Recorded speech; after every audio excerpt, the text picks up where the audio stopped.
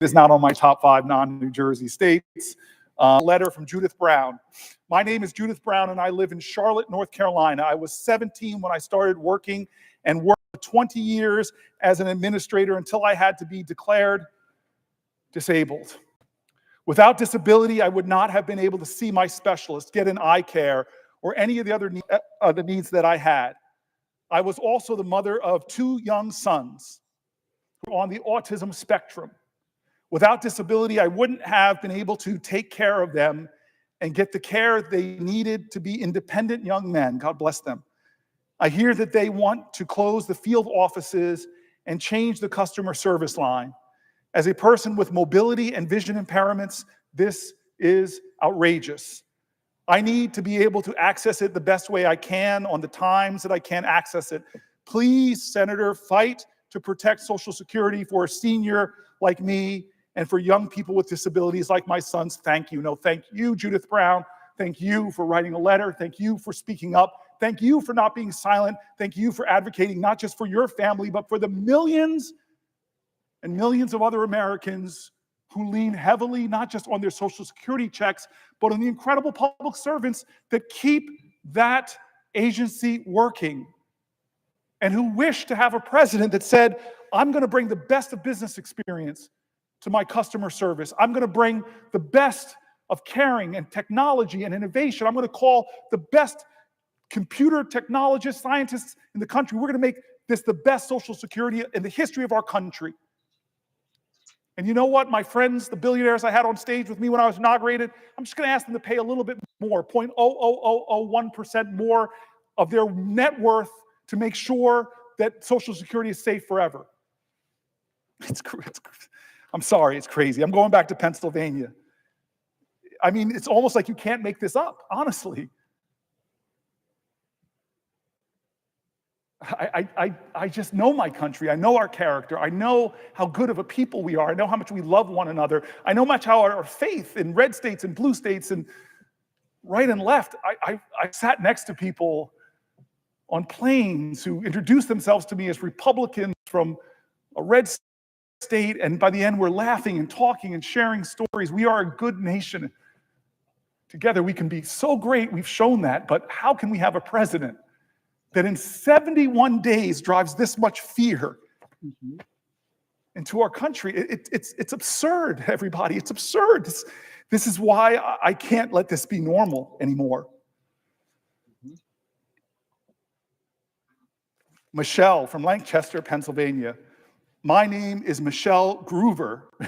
I love your last name, Michelle. From Lancaster, Pennsylvania, and I would definitely be impacted if something would happen to my Social Security.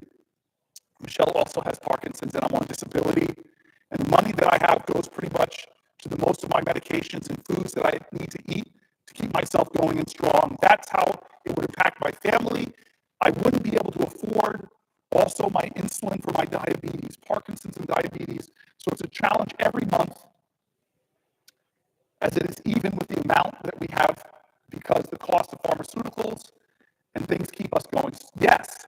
So that's why Social Security is really important to us as a family. It helps us get by every day. Thank you. This is Patricia Harvey Porter from Johnstown, Pennsylvania. Hello, my name is Patricia Haney. Excuse me, Ms. Porter. Patricia Haney Porter. I reside in Johnstown, Pennsylvania. My work is varied. I've been employed as a secretary in the private sector, as a statistician for the government agency, as a real estate agent, and most recently as a legal secretary. This is my story as to how Social Security has affected my life. My mother passed away in 1956. My sisters and I, God bless you, were 8, 10, and 11. My maternal grandparents stepped in, and they raised us with the help of Social Security survivor benefits, resulting in good educations and allowing other needs to be met. We had almost normal lives due to these benefits. While raising 2 children, I worked as a real estate agent. My income was based on commissions rather than salary, so I made the entire Social Security payments based on my income.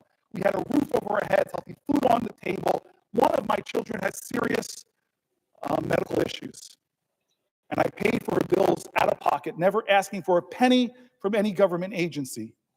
These expenses were paid for from my income, and I paid taxes every year. I waited until I was 70 to collect my Social Security benefits, as I realized the latter you collect, the better the benefits. I have no pension and I live almost entirely on Social Security benefits. I am always looking for part-time work, but few people want to hire me, as I will be 80 in June. God bless you. God bless you. Based on the benefits I receive, I'm able to pay my mortgage and all monthly expenses. I receive Medicare, which help pay the medical bills. So Social Security and Medicare be taken from me, I will likely lose my home. I could no longer afford medical costs, groceries. I have a medical condition which requires regular visits with a specialist who is 70 miles away. Without Social Security and Medicare, I would no longer be able to see him, and my condition would result in death sooner rather than later. Thank you for all you are doing to see that the benefits received through Social Security, Medicare, and Medicaid will continue. As Senator Murphy and I was talking, it's all interrelated, right? This is somebody on Social Security, but they have to drive just for medical attention. We are in a hospital crisis in America. There's so many rural areas where rural residents of our country have to drive so far just to get to a hospital, and cuts in Medicaid, we've heard it from the letters I wrote in the read in the last section, will endanger those hospitals' survival.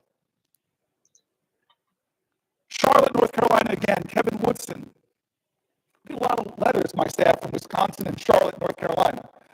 Okay. My name is Kevin Woodson. I'm a 69-year-old retiree living in Charlotte, North Carolina. I worked 38 years for two Fortune 50 companies. I'm sorry, Kevin. And I thought that I would have a fully funded pension plan to live off in my retirement. However, I never got to 25 years in, so only got partial pensions. This is why I need Social Security. Covers the holes that the pensions don't cover in terms of medical benefits. It allows me the freedom to enjoy my life, take care of activities that I need in order to keep myself healthy. Social Security is dependable, something I rely on, not a Ponzi scheme. And I hope that we don't touch Social Security and that we don't have any issues trying to keep that money flowing. It's money I paid into. Margarita Silva from Surprise, Arizona. I love that name. Surprise, Arizona. Hello, my name is Margarita Silva. I live in Surprise, Arizona. With my husband, I started working at the age of 15, doing volunteer work as a candy striper at the hospital where my mother worked. I did not get paid. After that, I started working as a waitress, earning 50 cents an hour. After graduating from high school, I took various jobs, earning a little more, and then I started working at Mountain Bell, and I retired after 30 years from Quest. So if they do Social Security cuts, I don't know what I'm going to do.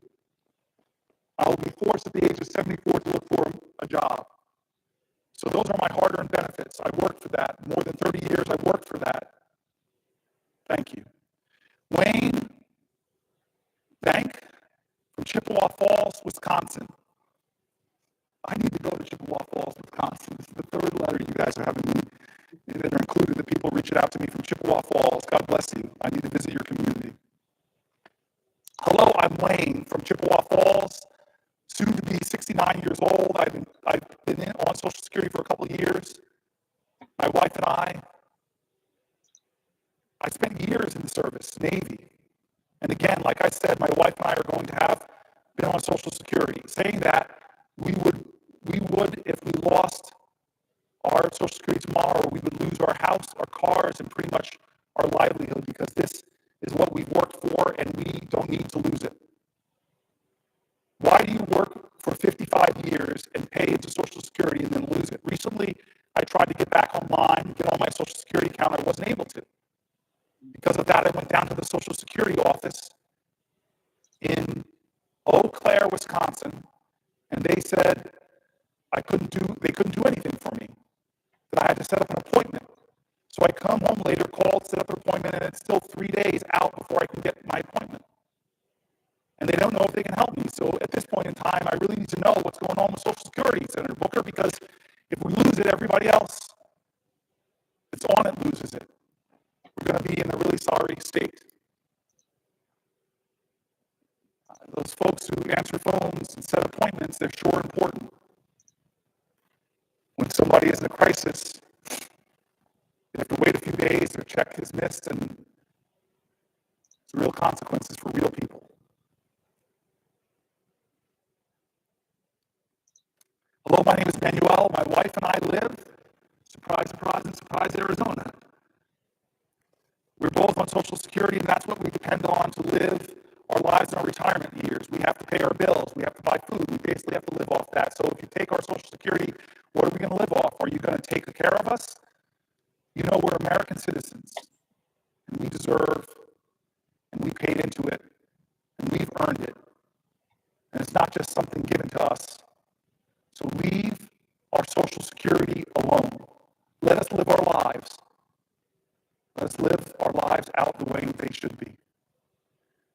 And we're supposed to be in our golden years, so it's important to us. It's important to all Americans out there that are seniors. Let us live our lives.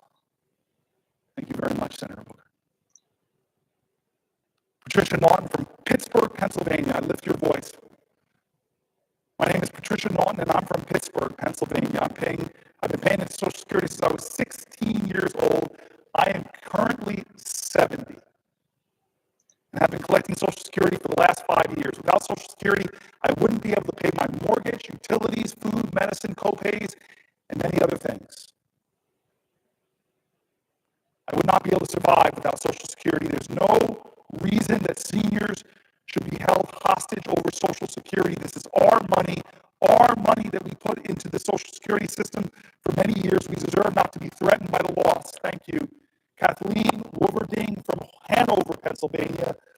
Hello, my name is Kathleen Wolverding, and I currently live in Hanover, Pennsylvania. I'm originally from New Jersey and taught in the public school system for 29 years as a school librarian. When I retired, I decided to move to Hanover, Pennsylvania.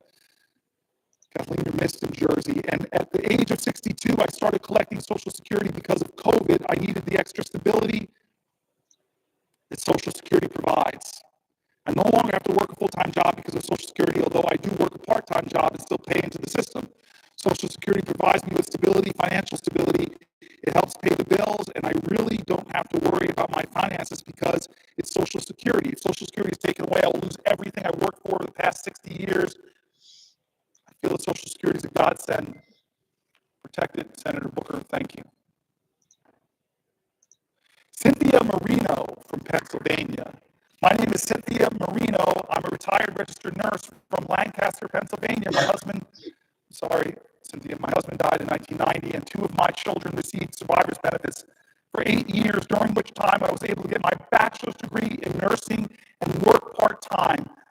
All 3 of my children went on to get college degrees. When I was 61 years old, I went on Social Security disability, having a hip replacement. I was switched to regular Social Security when I turned 65. I now deeply depend mostly on Social Security for my husband and myself, with small pensions from both of our jobs supplementing the Social Security. I'm now able to live independently in a handicapped mobile home, thanks to the money for Social Security in the past and present. Much cheaper than Medicaid funds to keep me in a nursing home. Thank you, Senator Booker. Protect it. Thank you, Cynthia, for your story. These are just some.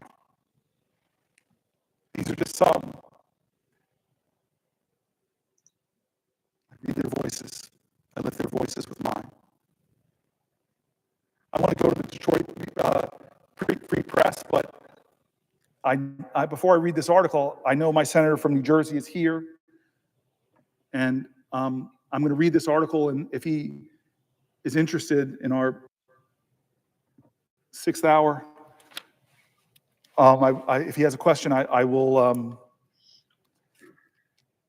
yield a question while retaining the floor, but I'm going to read this article and then we'll go. This is from the Detroit Free Press. My mom was born in Detroit. I love the city. My family owes it a lot. So my grandfather went to find a job on the assembly lines in Detroit, building